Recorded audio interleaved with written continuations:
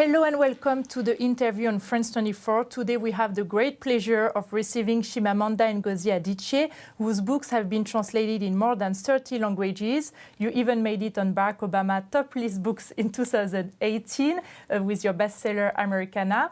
Today you share your time between the United States and Nigeria. Thank you so much for being with us. Thank you. You are here attending the first night of Ideas in Washington. The theme is Facing Our Time. What is, according to you, one of the most important challenges of our time? One of the things that I find most concerning is that I think critical thinking is in peril. I think that we have to be very careful that we don't lose sight of how important it is to think critically. I sometimes worry that technology means that we lose sight of empathy. And this evening I talked about how social media can sometimes make us forget that there's an actual human being on the other end.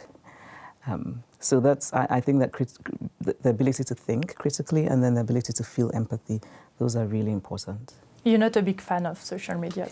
I'm not, no. But at the same time, I realize that it can be a good thing. So I think like most things in the world, it's not so much that it's inherently bad, it's how we use it. I think social media has helped people keep in touch, for example, and that's wonderful. But then on the other hand, it can really get ugly, and it can sometimes seem almost inhumane. So I found your book, Americana, very relatable, especially when you describe and dissect America. And for instance, when you say that Americans talk with exclamation points, I think a lot of non-Americans living here can relate to some of your anecdotes. Did you expect that this book will touch so many people all over the world? No. I'm very happy that it did, but no.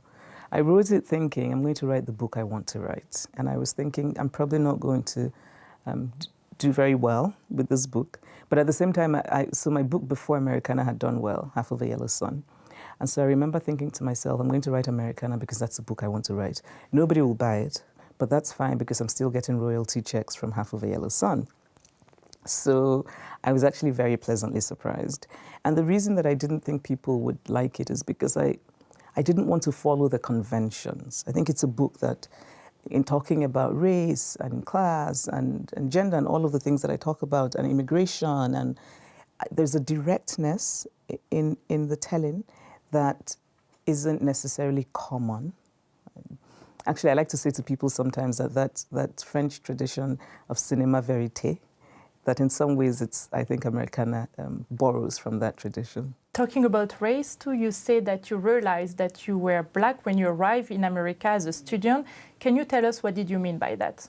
Because in Nigeria, I didn't think of myself as Black, because nobody thinks of themselves as Black in Nigeria. We have many problems, but race is not one of them, because I guess most people in Nigeria are Black. In many West African countries, we don't have race as an identifying part of us. So when I went to the US, all I had thought of myself was a Catholic and Igbo, and Nigerian, of course. But then in the US, people would just say things to me about being Black, and I would think, I don't even know what that means. But most of all, it was that I started to learn that Black wasn't a value-free idea. That to be called Black was that people made assumptions about you. There was a professor who was surprised that I wrote the best essay in class. And I realized that he was surprised because he didn't expect a Black person to write the best essay. And so for me, it was a learning process. Of course, now I very much identify as Black.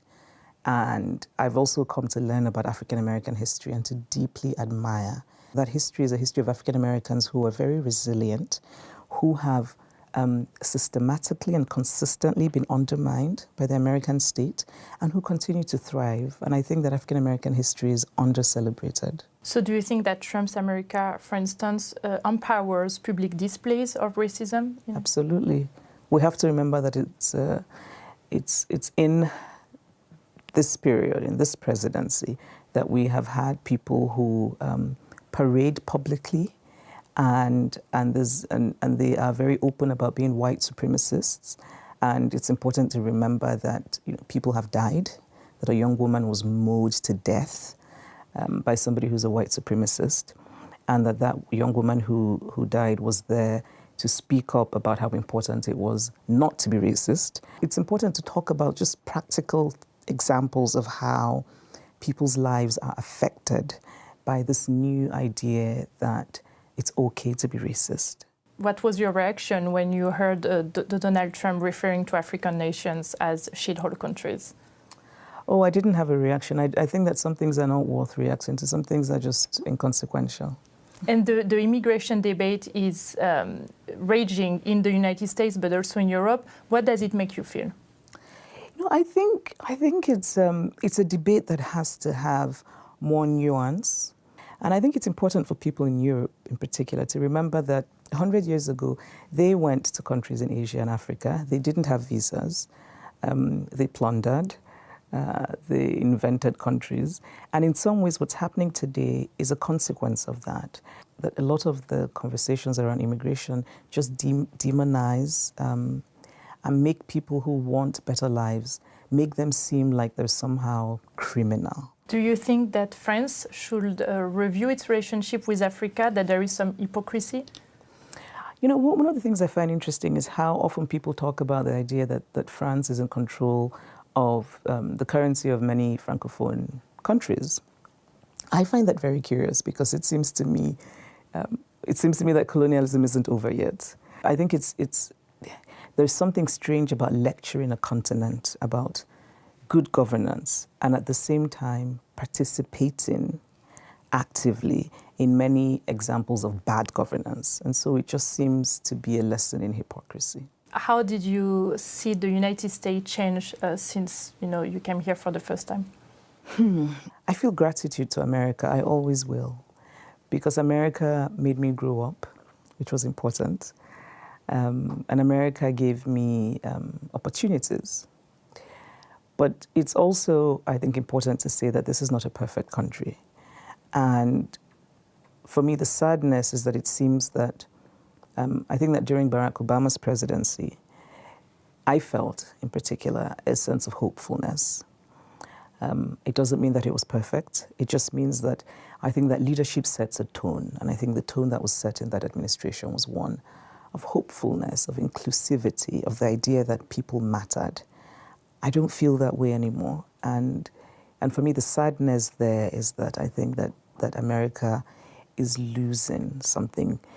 And I mean that ability to have soft power, that ability to make people think that by which I mean America, is the seat of justice. When I was growing up in Nigeria, I used to think, oh, that will never happen in America, when something, bad, political happened in Nigeria. But I don't say that anymore. So that was my next question. As someone who comes from a country that has gone through unrest and authoritarianism, do you find sometimes similarities to the political atmosphere in America? Oh yes. I think the American president is very similar to an African big man in so many ways, sort of intentionally and stubbornly ignorant, very disrespectful of everybody else, that sort of thing. So there's a lot actually about the US, and even the idea that you have people who are your family members who are suddenly active in the government and nobody's quite sure why and what qualifications they have. That's very familiar to me as a Nigerian, as an African. And I think if there's a lesson there, it's simply that democracy is so fragile. And when you see so many women, a record number of women who have been elected to the new Congress, what do you think allowed this to happen, and what do you think it says about the future of the country? Many women were forced awake when they realized that there was a lot that was, there are many rights that women have that are now potentially in jeopardy. I'm very excited about the number of women who are becoming politically active. I find it very exciting because I think it's long overdue, quite frankly. But also because it's wonderful to know that women can now run as individuals rather than running as the woman candidate. In the end, I think my idea of feminism is one in which people can be individuals. So I find it very exciting, and I'm kind of looking forward to what will happen. So you're a global icon of feminism. Your book, We Should All Be Feminist, started a worldwide conversation on feminism. You even inspired Dior for a T-shirt, Beyoncé for a song. Is it sometimes difficult for you to deal with the feminist label attached to you? Yes. Because it's a label that, I mean, I've been feminist since I was old enough to think. I realize that that word feminist is very contested. It means different things for people. It has often very negative connotations. You know, fundamentally, I'm a storyteller. I'm an artist. And it's hard to be caged in by a label. And to be called that, an icon, often means to be one thing in a narrow way. And sometimes it can be difficult. So do you think the Me Too movement is a global movement, or do you think it mainly impacted the US? I think it's mostly Western. I don't think it's quite taken off in Africa, in Asia, even in Latin America, but it's coming. And for me, it's very moving because, and even just writing about feminism as I do and getting responses from just the most interesting and varied places and realizing that women in these places are thinking about these things as well. So you feel that things are changing? I do. I do. Slowly, too slowly, but yes, I do. And you, a friend asked you once your advice on how to raise her daughter, and you transformed that into a manifesto. Today you have a daughter. Yes. Will you give her the same advice, and what will it be mainly? Yes, well, she's just 3 years old, so there's time. But what I wrote in it are things I still deeply believe in, which is the idea that, you know, you have a daughter, and I think it would be the same in many ways for a son. Because I think it's also important to raise boys to be feminist, and to raise boys to be vulnerable, to raise them to know that it's okay to cry, you know, to raise them, to give them the language to express emotion. We do not give boys that, and I think it's a shame. And for girls to sort of teach them that you can be yourself, you don't have to pretend so that somebody will like you. And I think it's important to be honest about conversations that are about feminism and raising children, because the world isn't feminist, right? And when you're trying to raise a child to see that gender should not hold you back, it's difficult. You sometimes feel as though the world is against you. Yeah. That's some very wise words. Thank you so much, Chimamanda and Ngozi Adichie, for your time. We really, really appreciate it. Thank you for being with us. Stay tuned on France 24.